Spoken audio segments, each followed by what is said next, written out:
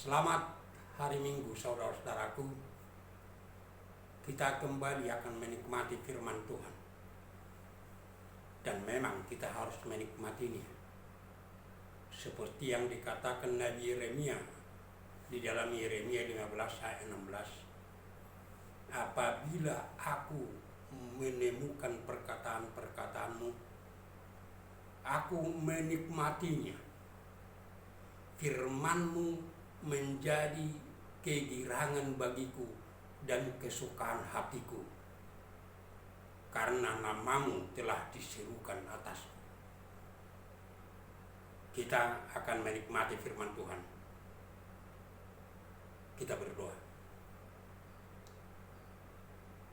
Damai sejahtera Allah yang melampaui segala akal memelihara hati dan pikiran saudara-saudara di dalam Yesus Kristus Tuhan kita. Amin. Firman Tuhan bagi kita dalam kebaktian kita hari Minggu ini yang tertulis di dalam Injil Lukas pasal 17 ayat 26 sampai 37. Begini bunyinya. Dan sama seperti terjadi pada zaman Nuh, demikian pula lah halnya kelak pada hari-hari anak manusia. Mereka makan dan minum, mereka kawin dan dikawinkan, sampai kepada hari Nuh masuk ke dalam bahtera. Lalu datanglah air bah dan membinasakan mereka semua. Demikian juga seperti yang terjadi di zaman Lot. Mereka makan dan minum, mereka membeli dan menjual, mereka menanam dan membangun. Tetapi pada hari Lot pergi keluar dari Sodom, turunlah hujan api dan hujan belerang dari langit dan membinasakan mereka semua. Demikianlah halnya kelak pada hari di mana anak manusia menyatakan dirinya. Barang siapa pada hari itu sedang di peranginan di atas rumah dan barang-barangnya ada di dalam rumah, janganlah ia turun untuk mengambilnya. Dan demikian juga orang yang sedang di ladang, janganlah ia kembali. Ingatlah akan istri Lot. Barang siapa berusaha memelihara nyawanya, ia akan kehilangan nyawanya. Dan barang siapa kehilangan nyawanya, ia akan menyelamatkannya. Aku berkata kepadamu, pada malam itu ada 2 orang di atas satu tempat tidur, yang seorang akan dibawa dan yang lain akan ditinggalkan. Ada 2 orang perempuan bersama-sama menyilang, yang seorang akan dibawa dan yang lain akan ditinggalkan.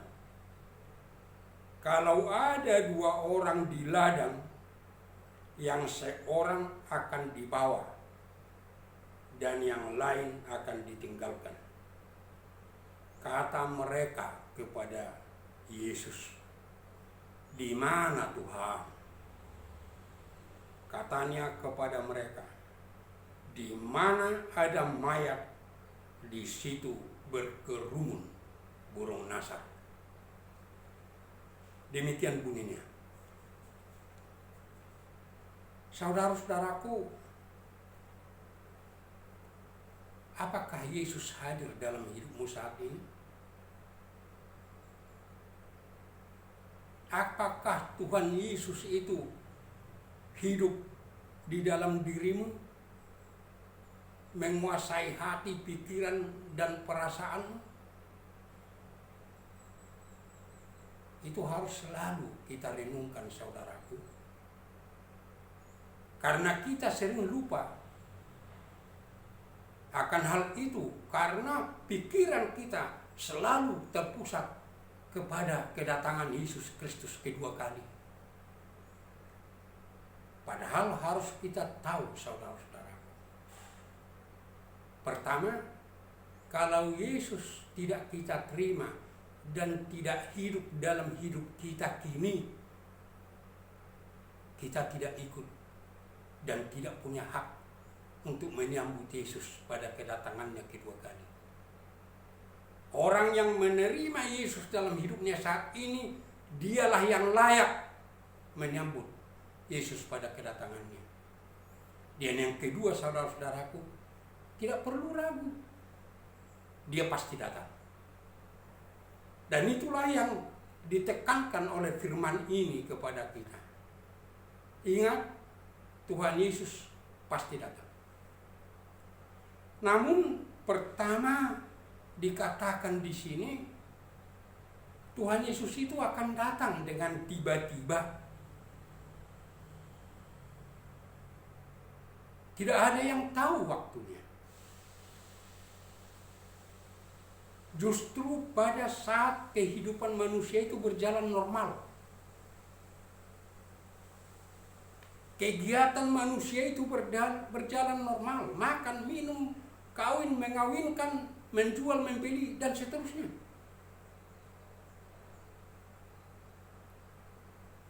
Bisa saja Tuhan Yesus itu datang pada waktu pagi, bisa saja pada waktu siang, bisa saja pada waktu sore atau malam. Makanya disebutkan di sana, kalau ada 2 orang yang tidur, 1 orang di bawah, 1 tidak. Bisa saja ada orang di ladang bekerja, 1 orang di bawah, 1 orang ditinggalkan. Oleh sebab itu kita harus tahu, dia pasti datang. Namun dia akan datang dengan tiba-tiba. Dulu pada waktu mulai merebaknya COVID-19, ada orang yang menyatakan sampai membuat YouTube mengedarkannya, Tuhan Yesus akan datang sebentar lagi. Bahkan dikatakan 10 menit lagi, 20 menit lagi. Tidak, saudara-saudaraku. Saat hidup kita itu berjalan dengan normal, kegiatan kita itu berjalan dengan normal. Oleh sebab itu silakan menghidupi, menjalani kehidupanmu. Silakan melakukan pekerjaanmu. Silakan melakukan semua kegiatan-kegiatanmu. Silakan menikmati yang ada padamu dan menikmati hidup ini, silakan. Tapi ingat, itu semua akan ditinggalkan. Yang penting lakukan itu semua, nikmati, tapi jangan sampai mengikat dirimu. Kita harus tetap terikat kepada Tuhan Yesus Kristus, Tuhan kita, Juru Selamat kita. Kita harus tetap hidup kita itu tertuju kepada kerajaan Allah, kepada keselamatan yang sempurna itu. Itu sebabnya dikatakan di dalam firman ini, jangan seperti istri Lot. Dia sudah ikut keluar, tapi dia masih tetap diikat oleh semua yang dia miliki dulu. Dia melihat ke belakang, habislah dia. Nah, dalam hidup kita kini juga, itu kan semua akan kita tinggalkan. Apalagi pada saat kedatangan Yesus nanti. Dan kita harus tetap ingat, Tidak ada yang tahu kapan dia datang. Seperti yang dikatakan Tuhan Yesus dalam Matius 24 ayat 36. Tetapi tentang hari dan saat itu tidak seorang pun yang tahu. Malaikat-malaikat di sorga tidak, dan anak pun tidak. Hanya Bapa sendiri. Dan memang saudara-saudaraku, tidak bisa kita tentukan dengan waktu kita kini kapan Tuhan Yesus datang. Gak bisa. Kalaupun di dalam Perjanjian Baru dikatakan 1000 tahun bagi kita hanya satu hari bagi Tuhan, itu kan hanya perumpamaan. Tuhan itu tidak dibatasi oleh malam, tidak dibatasi oleh siang, tidak dibatasi oleh kronos, yaitu bilangan-bilangan waktu itu. Jangan pikirkan kalau tahun begini kita sekarang, tahun begitulah sama Tuhan. Mana ada? Tuhan itu adalah terang, gak ada kegelapan di dalam dia. Jangan pikir pernah Tuhan itu kemalaman, pernah kesiangan, gak ada. Di kita ini diciptakannya waktu supaya kita bisa menjalani hidup ini. Nah, oleh sebab itu kapan Allah mau memutuskan Yesus datang, di situ akan datang. Tidak diukur dengan waktu kita. Jangan coba-coba terus. Tapi yang penting dalam hidupmu, siap sedia. Jangan sampai ada yang mengikat dirimu. Hanya Tuhan Yesus yang harus mengikat diri kita. Melalui COVID-19 ini sebenarnya kita benar-benar disapa oleh Tuhan. Kita tahu COVID-19 ini, kita tidak tahu kapan itu benar-benar datang. Kapan? Tiba-tiba. Dan ini adalah bencana yang tidak pernah dikenal oleh manusia sebelumnya. Dari mana asalnya? Ada orang yang mengatakan dari Tiongkok. Sekarang berjalan online mengatakan di Amerika yang pertama di Los Angeles. Gak ada yang tahu dari mana. Gak ada yang tahu dari mana sebenarnya. Dari makanan, dari minuman, dari kehidupan yang tidak teratur. Sedangkan yang diciptakan Tuhan itu bisa seperti itu, apalagi Tuhan Yesus. Jangan selalu habis waktumu dan pikiranmu menghitung-hitung itu. Dan sudah banyak yang gagal. Tapi yang penting siap sedia. Jangan sampai melupakan menyambut Yesus dalam hidupmu. COVID-19 ini menjadi sapaan kepada kita. Seperti di negara kita ini, bangsa kita ini. Pada waktu yang lalu kita memprediksi banyak hal.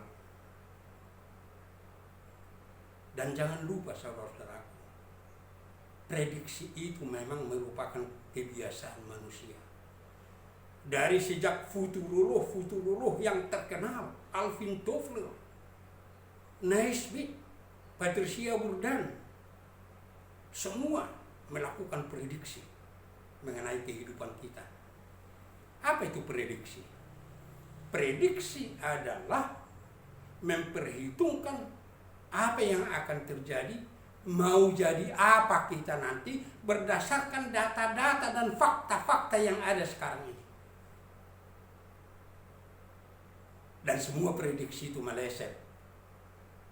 Itu sebabnya dikatakan di dalam firman Tuhan dalam Yakobus 4 ayat 13 sampai 16 seperti ini. Jadi sekarang hai kamu yang berkata, hari ini atau besok kami berangkat ke kota Anu, dan di sana kami akan tinggal setahun dan berdagang serta mendapat untung. Sedang kamu tidak tahu apa yang akan terjadi besok. Apakah arti hidupmu? Hidupmu itu sama seperti uap yang sebentar saja kelihatan lalu lenyap. Sebenarnya kamu harus berkata, Jika Tuhan menghendakinya, kami akan hidup dan berbuat ini dan itu.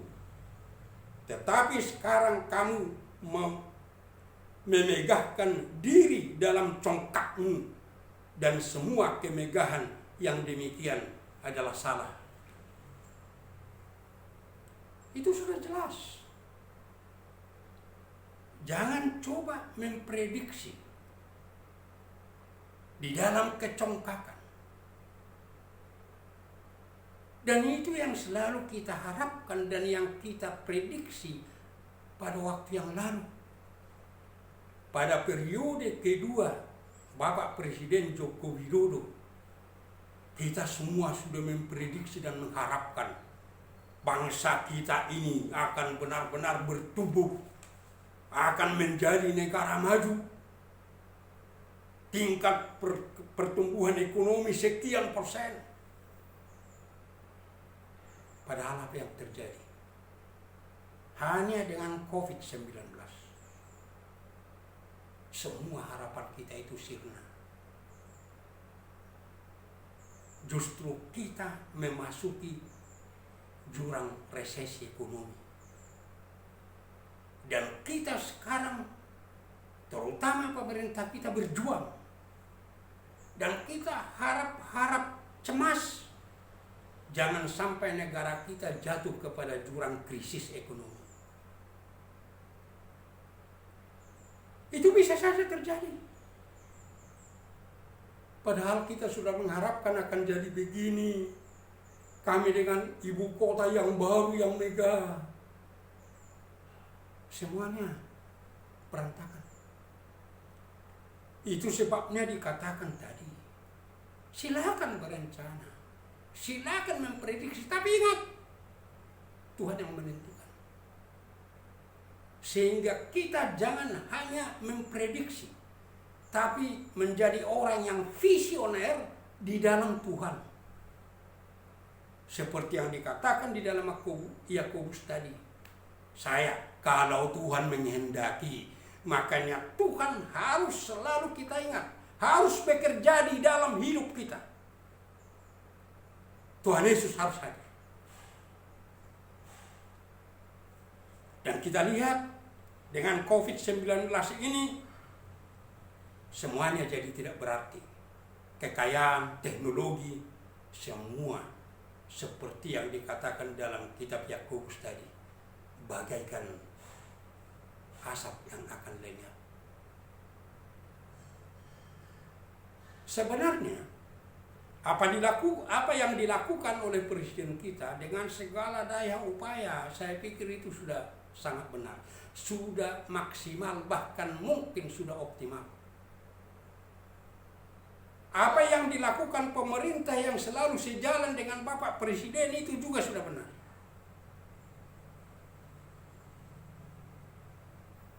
Itu sudah baik. Tetapi ingat, niatannya tidak bisa menghentikan COVID-19. Hanya untuk membuat melandai saja penularannya, nggak bisa. Akhirnya kita diserukan supaya memasuki new normal. Itu tidak salah. Hanya itu menyadarkan kita, nggak ada artinya kita apa-apa. Hanya Tuhan yang berkuasa menyelamatkan kita. Kalau kita dengarkan penjelasan juru bicara presiden atau yang bertugas di KSP,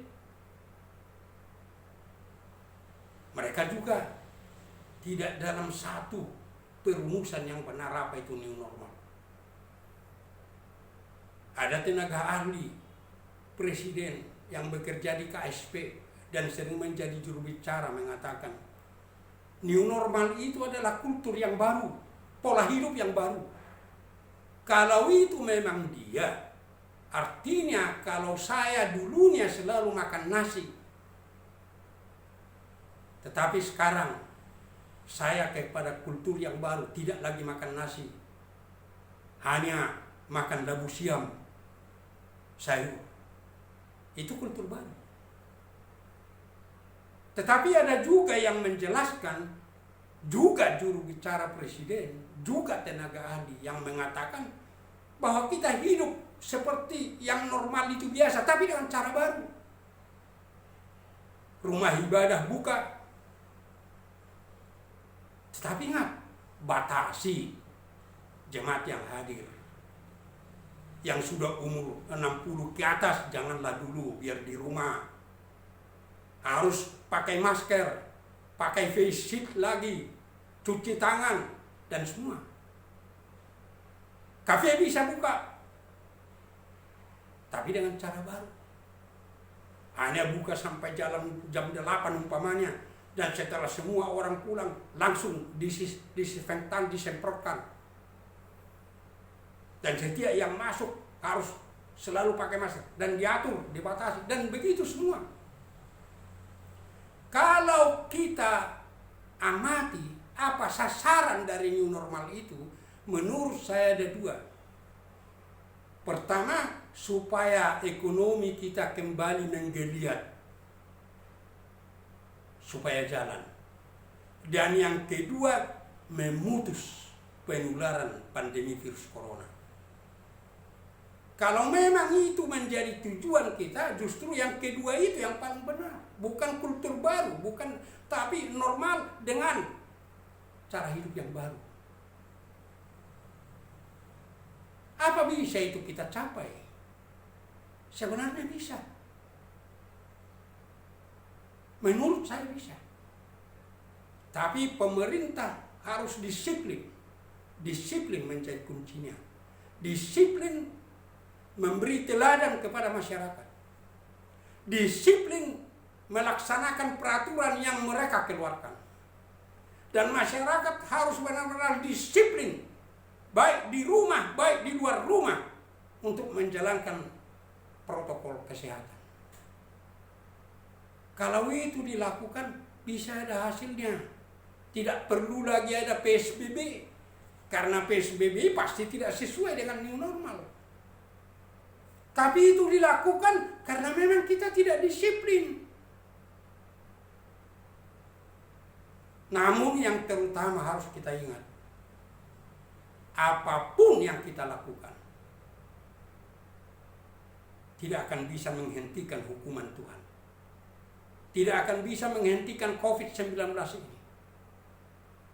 Hanya Tuhan Yesus yang berkuasa menghentikannya, karena ini adalah hukuman Tuhan. Hanya Tuhan Yesus yang berkuasa.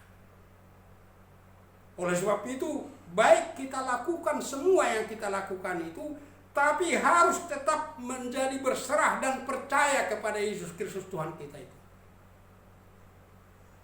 Supaya yang kita lakukan itu berguna.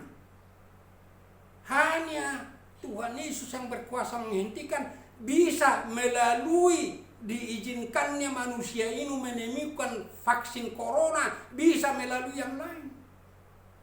Sedangkan vaksin corona juga sekarang masih tetap menjadi pertanyaan. Bagaimana khasiatnya? Berapa kali yang harus disuntikkan? Apa 2 kali? Atau 1 kali, 3 kali? Belum lagi persoalan harga. Tapi kalau itu perkenan dari Tuhan, pasti akan terjadi. Nah, oleh sebab itu yang paling ditekankan di dalam firman ini. Supaya kita tetap siap sedia dan jangan kita ikut tertinggal. Supaya kita benar-benar berserah diri kepada Yesus Kristus Tuhan kita dalam iman.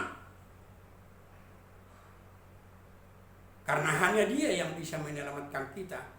Sebagaimana hanya Dia yang bisa menyelamatkan manusia dari dosa dan maut.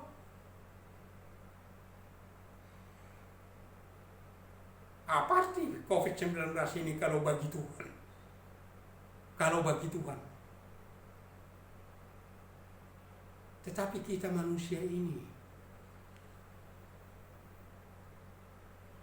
harus selalu menerima Yesus dalam hidup kita.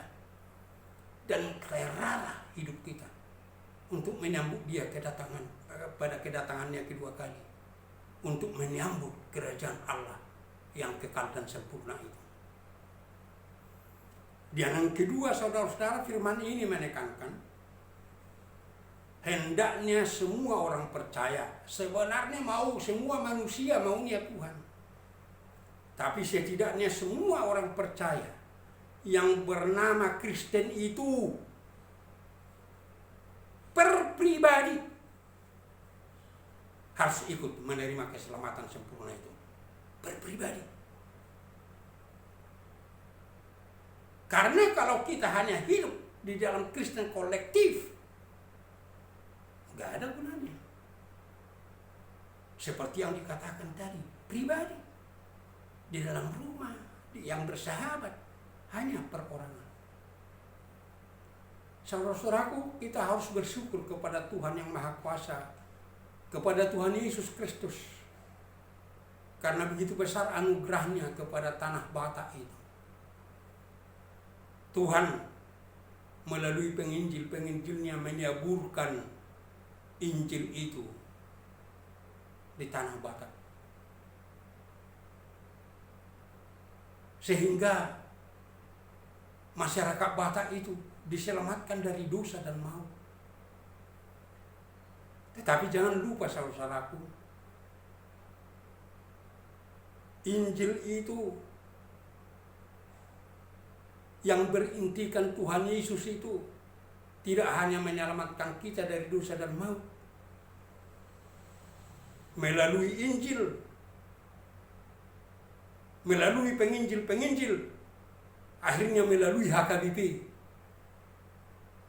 masyarakat Batak itu dibebaskan dari kegelapan, dari kemiskinan. Injil, saudara-saudaraku, melalui HKBP yang mengembangkan kehidupan masyarakat Batak di bidang kesehatan, di bidang pendidikan, di bidang ekonomi, di semua bidang. Khususnya saudara-saudaraku, oleh hamba Allah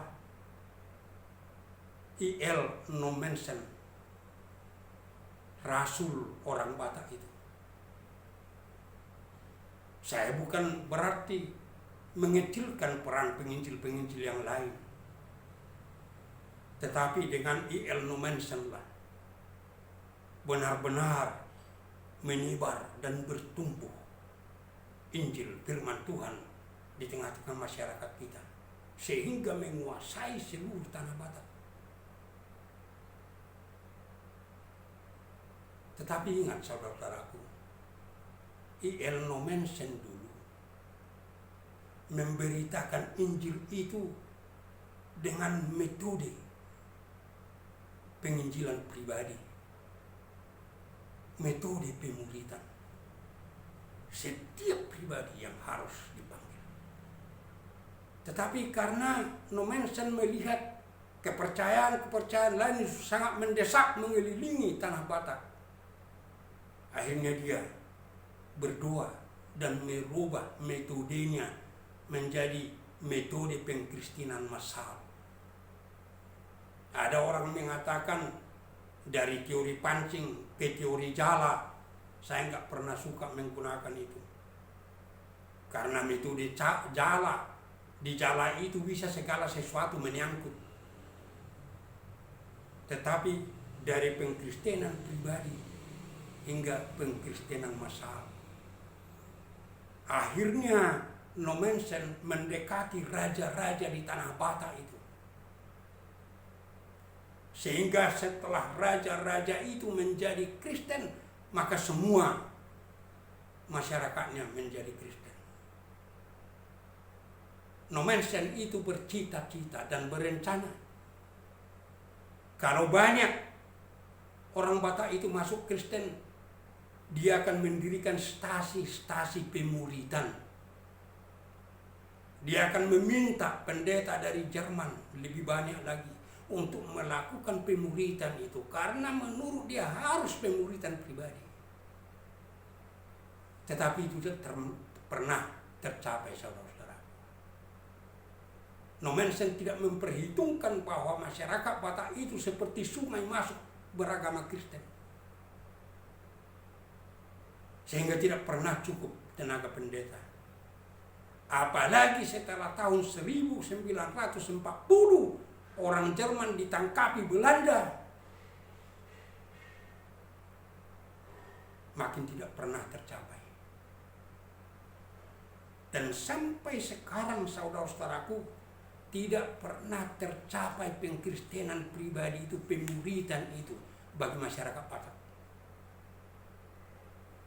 Bagaimana?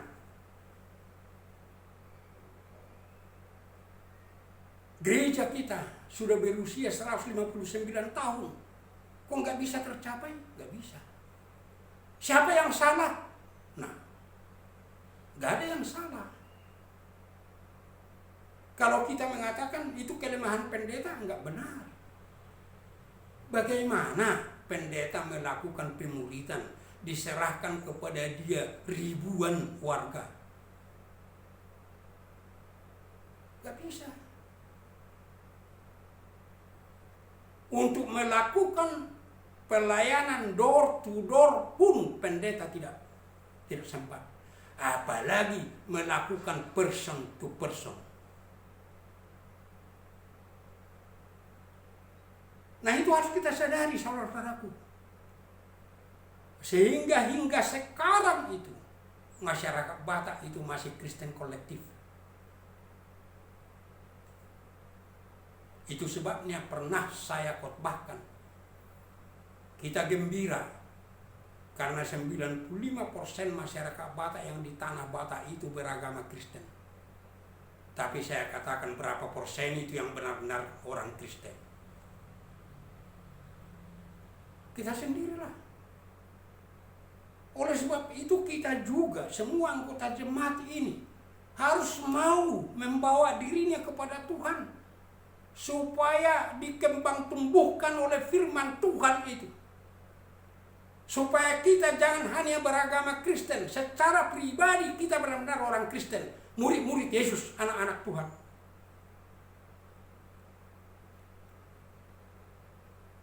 Itu yang harus kita lakukan. Padahal saudara-saudaraku, dikatakan di dalam firman ini, kalau Tuhan Yesus itu datang, dia tidak akan memanggil semua. Oh, mana yang beragama Kristen itu? Mana semua anggota jemaat HKIP itu? Biar ikut saya. Nggak ada. Siapa yang benar-benar muridku? Siapa yang benar-benar anak Tuhan? Mari ikut aku.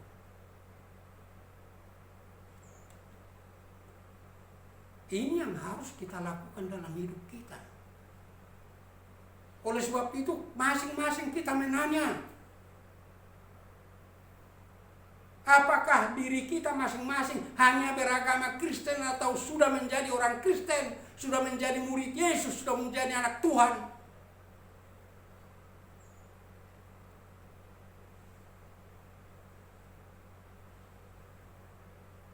Saudara-saudaraku, bukan berarti kita mengecilkan makna persekutuan-persekutuan dalam hidup ini. Umpamanya persekutuan rumah tangga. Suami, istri, dan anak-anaknya memang harus secara pribadi.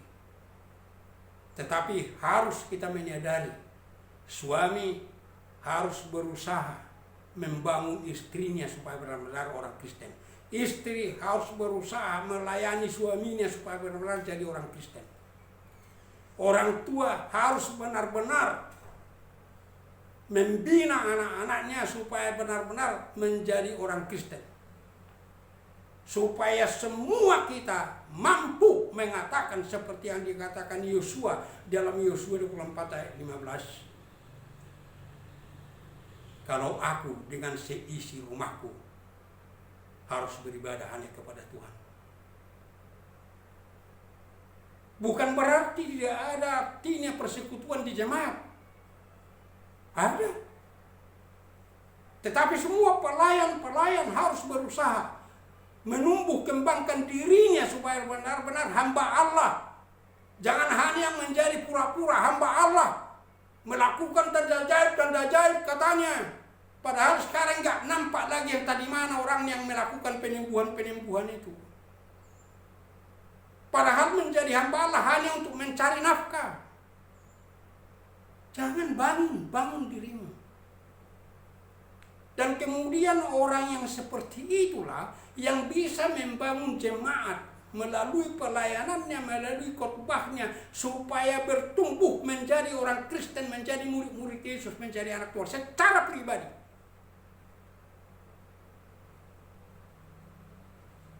Dan semua anggota jemaat harus saling membangun, harus saling menumbuhkan.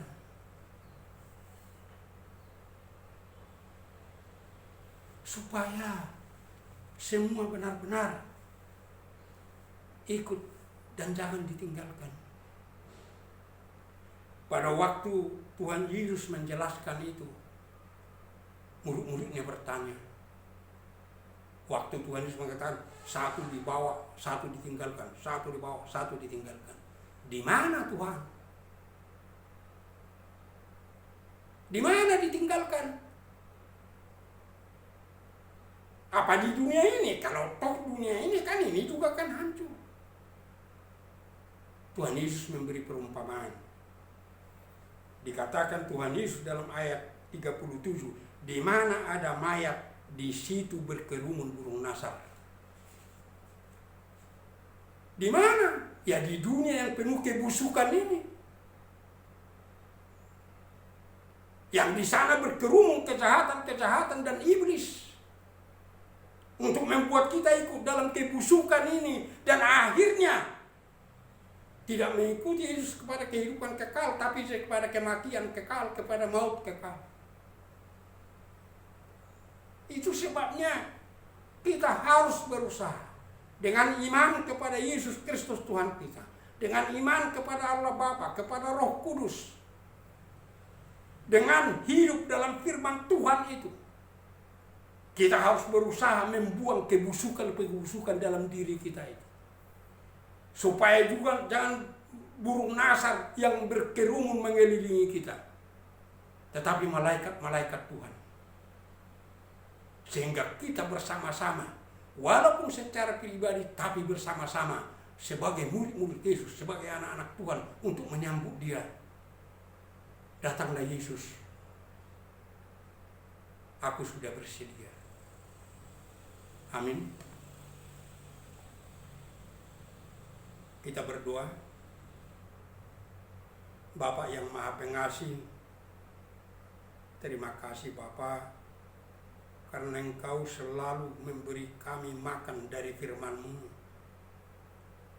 Ajar kami Bapa untuk benar-benar menikmati firman-Mu, menjadi kegirangan hati kami dan kesukaan bagi kami. Karena memang nama-Mu telah diserukan atas kami. Supaya kami benar-benar menerima Engkau dalam hidup kami kini. Menerima Yesus Kristus dalam hidup kami kini. Supaya kami benar-benar mengarahkan hidup kami kepada kerajaan-Mu. Engkau membiarkan kami menjalani kehidupan kami di sini, melakukan kegiatan-kegiatan kami, menikmati kehidupan kami. Tetapi Engkau meminta supaya semua itu jangan membuat kami terbuai, apalagi jadi busuk dalam dunia ini. Tetapi kami tetap mengarahkan hidup kami kepada-Mu ya Yesus Kristus, untuk hidup di dalam Engkau, supaya kami benar-benar ikut menerima keselamatan yang sempurna itu. Bapa, Engkau menyapa kami melalui firman-Mu dengan apa yang kami hadapi saat ini, bencana COVID-19. Supaya itu semua Bapak menyadarkan kami untuk memanggil kami supaya kami orang-orang yang percaya kepadamu dalam Yesus Kristus Tuhan kami. Seluruh manusia, terutama orang-orang yang telah beragama Kristen, supaya bertumbuh menjadi orang Kristen, menjadi murid-Mu ya Yesus Kristus, menjadi anak-anak-Mu ya Allah kami. Supaya di dalam hidup ini juga Engkau menyelamatkan kami dari semua bencana, dari semua yang tidak baik dalam hidup kami. Dan kami akhirnya memperoleh kehidupan kekal, kebahagiaan yang kekal dalam kerajaan-Mu. Oleh sebab itu Bapa, selamatkan bangsa kami ini dari pandemi virus corona ini. Pulihkan Tuhan, supaya di dalam penyelamatan dan pemulihan bangsa kami ini, gereja-gereja-Mu juga yang ada di tengah-tengah bangsa ini, Engkau selamatkan Tuhan dan pulihkan. Sudah makin rindu kami Tuhan datang ke rumah-Mu. Tapi pergunakanlah itu Tuhan, supaya semua orang percaya rindu akan rumah-Mu dalam pengertian merindukan Engkau Yesus Kristus Tuhan kami, merindukan Roh Kudus bekerja dalam hidupnya, dan merindukan firman-Mu, supaya benar-benar kami menikmati hidup kami sebagai anak-anak-Mu, sebagai murid-Mu Yesus Kristus, sebagai orang Kristen dalam Yesus Kristus Tuhan kami. Amin.